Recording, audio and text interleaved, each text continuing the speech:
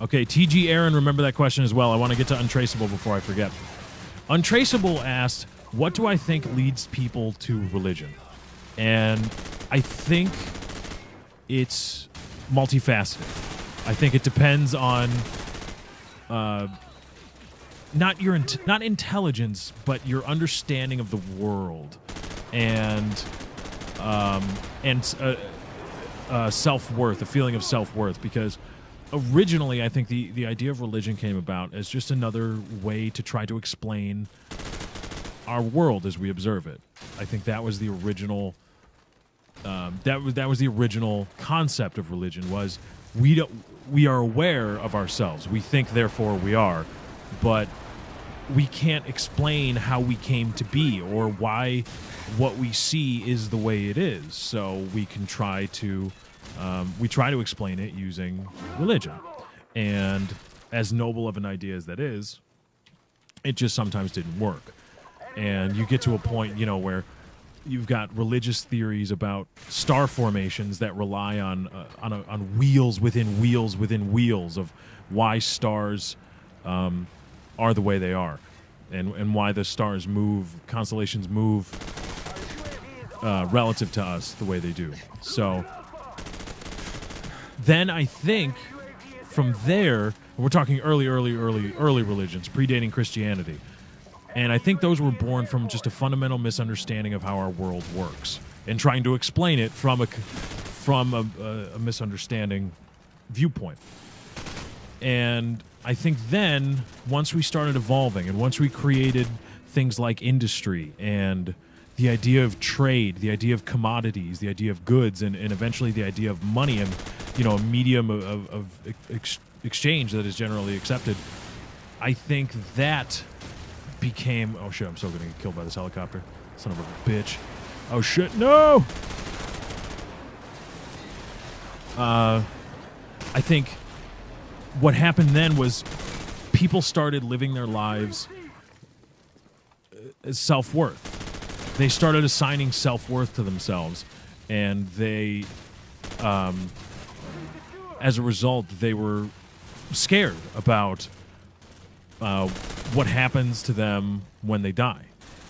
And it's gone on from horses and a farm or trade or whatever to I'm skipping a step. It got to the point where religion was so powerful at controlling people because of their self-worth that really, I didn't get a fucking... Because of that, I didn't get it. Religion became a heavy-handed tool to control people, to get people to do things, because people became, because of their own their feeling of worth, they were scared of death and turned to religion for their answers. And they turned to religion, and the powers that be in religious movements realized, holy crap, I hold a lot of sway with these people, with this religion. Even if they believed in it themselves. I'm not trying to say that they were like shysters that were lying to people. And they started to learn that, we can use this to control people and get them to do what we want, and herd them to where we would like them to be, or where we would like them to go. And that's when cardinals were really, really, really, really powerful as emissaries of the church. And and then, as we again moved on and on and on and gained more and more understanding, we gained a even greater and greater sense of worth. And now I think a lot of it is a lot of people. There's a few compounding things. One, I think people are generally it's been around a long time. And so it's been around a long time, so it must not be wrong, or it can't be wrong, or it can't be screwed up. It can't be misleading. It can't be incomplete. And so just the fact that religion has been around for millennia, people are just like, oh, well, there you go. It's been around for a long time. And I think people are legitimately scared of death. and that's okay. That's a big death is a big deal for you, for a self-righteous or a self-aware entity. The idea of an end that you don't understand, and I think people, you know, money. We live in a society where having money makes you money. If you have a lot of money, that fact makes you even more money. Not what you do with the money, just the fact that you have a lot of money makes you more money. And that those are incredible paths to triple kill. Those are incredible paths to riches and a life of comfort and luxury.